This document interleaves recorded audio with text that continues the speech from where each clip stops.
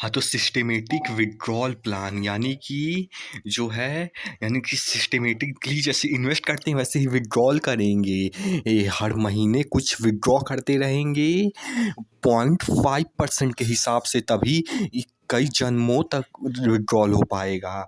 तो ये चीज़ है। और जो है प्लस में जैसे एसआईपी में मतलब कि रिटर्न मतलब कि पैसा बढ़ता है, वैसे विथड्रॉ करने के बाद भी हमेशा हर महीने कई जन्मों तक पैसा बढ़ता रहेगा इसमें भी।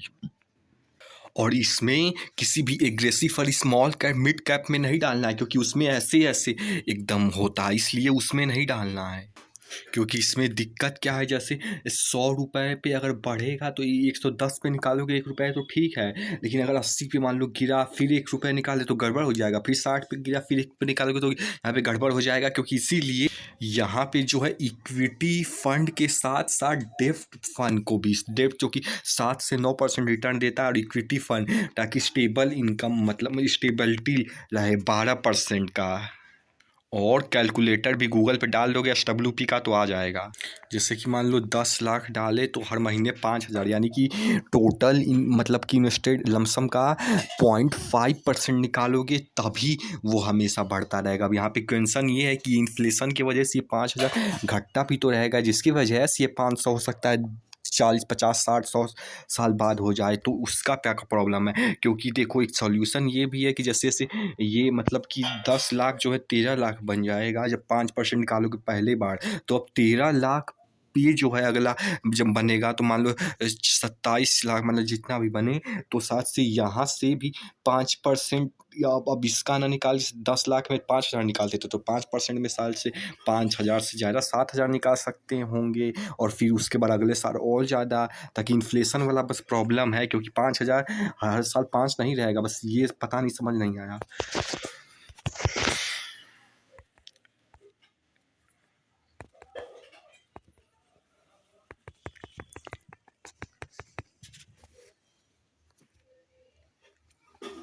और इसमें एक और चीज़ देखो, जैसे कि 0.5% निकालते हो, जिसको इंटू करोगे अगर 12 महीने होता है तो यानी कि 6% होगा, और 12% इस पूरे एक साल में इसमें मिलता है।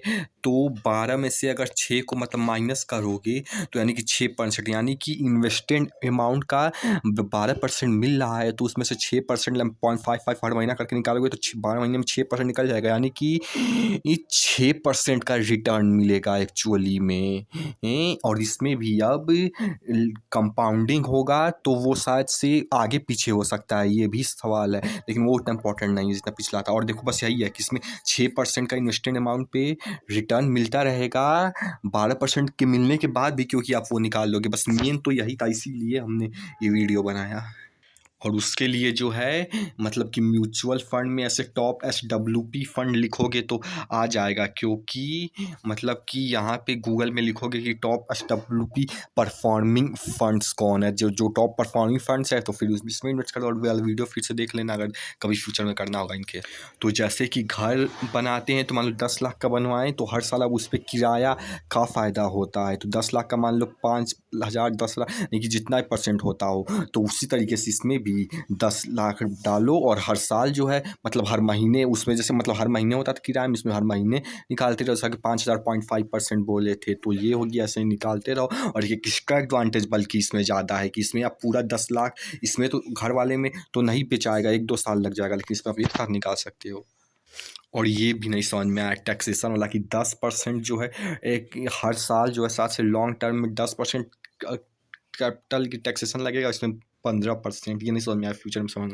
और देखो एक्सपेंस रेशियो मतलब जो भी हो, इसमें भी ऐसा नहीं कि 12% हर साल 12% नहीं, कभी जो है 5% मिल जाएगा, कभी 20%, कभी 6%, कभी 3, कभी 23, यानी कि एवरेजिंग करके 12% अगर इन्वेस्टेड होगी लॉन्ग टर्म। तो देखो मेन यही था कि इसमें मतलब कहने के बाद कि जो है 0.5 को 6 यानी कि 6% निकाल दोगे तो 12% मिलेगा, तो 6% जो है कंपाउंडिंग में इन्वेस्ट होता है। और अगली चीज़ है कि ऐसे ही जो स्टॉक मार्केट का वीडियो देखो वो सभी उसका मतलब हर एक वीडियो का जो ऐसे ही बना रहे हो, ताकि शॉर्ट में जैसे पढ़ाई का नोट बनाती हूँ इसका भी, ताकि अगली बार वो ना देख के ये देखना पड़े हर का।